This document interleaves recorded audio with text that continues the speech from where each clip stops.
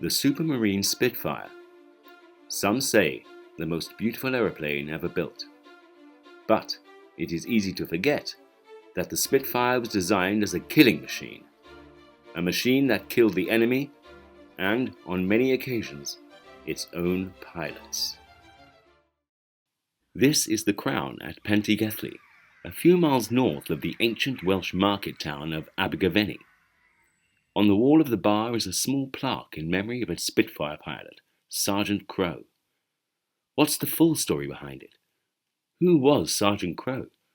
And why did he lose his life on a Welsh hillside? The Wingleader team went to find out.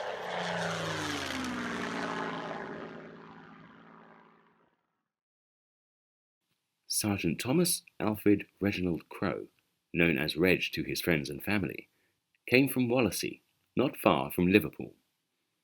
Reg's war had begun in North Africa as a mechanic, where he helped keep Blenheim bombers flying in the desert. But, like many young men, his dream was to become a Spitfire pilot.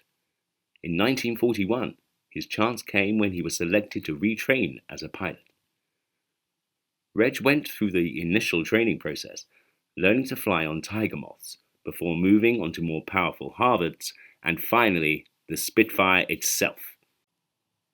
But before being sent into battle, pilots had to graduate from an operational training unit, and Reg soon found himself soaring over South Wales from 53 OTU's base at Llandow. On March 3rd, 1942, Reg strapped himself into Spitfire L1014, a veteran of the Battle of Britain with 92 Squadron, and took off into low cloud for a training sortie. Reg never returned. To understand why his Spitfire came down in South Wales, Wingleader's local historian Ian Hodgkiss took Simon Parry to the site of the crash on a remote hillside overlooking the Crown. So all the roads around here, are they all like this? Once you get into the wilds like this, yes. And this is quite a good road because this hasn't got grass down the middle of it, which is your benchmark of a really obscure road. So what happens if you meet somebody coming the other way? You reverse.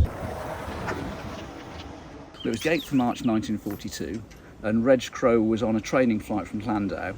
The weather was appalling. He was flying through cloud. If he's flying through cloud, there was a good chance that he'd got confused with his instruments, probably got disorientated. It was important that trainee pilots learn to trust their instruments, and if he'd got confused, something bad happened. Well, here we are with some typical Welsh weather. Good for grass, good for sheep, miserable for walking around in. So he was flying in cloud, he lost control of the aircraft, and he was diving straight for the ground. As he came out the bottom of the cloud, there was just time to see that the ground was coming up. He didn't realise which way up he was until he came out of the cloud. He was facing straight down. So he pulled back on the stick as hard as he could. He managed to level the aircraft out, but unfortunately he was just too high on the side of the Skirrid and flew into it. So this is actually the field that it came down in? Yeah, as he was coming down to pretty much vertically above here and then pulled out with exactly not enough height to miss the hill.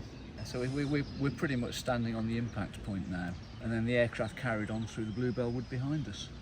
So if he'd have come out of clouds a little bit to the west, he'd have gone roaring down the valley straight towards Abergavenny, none the worse for wear. There were still many questions to be answered. Convinced that there must be more to the story, Simon went to the National Archives on the outskirts of London.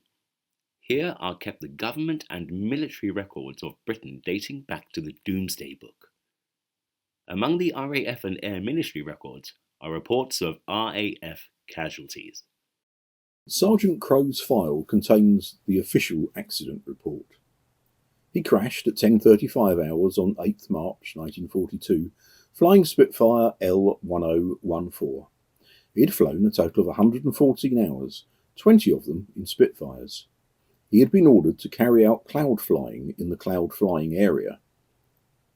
From what the eyewitnesses said, the investigator concluded that Reg had lost control in the cloud and got into a spin.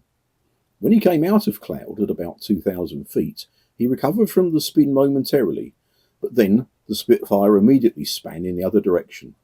Before he could take the correct action, he flew into the ground. But, as with many accidents, there were other factors involved. The most tragic part is contained in paragraph B. As the aircraft was in the vicinity of Abergavenny, which is about 30 miles from the low-flying area, it would seem that the pilot either disobeyed orders or else flew on a course in cloud for much longer than he intended. Had he been in the cloud-flying area, where there was no high ground, he would indeed have had time to recover safely from the spin.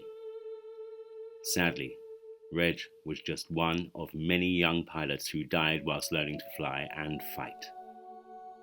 The RAF had no two-seat Spitfires or Hurricanes for training.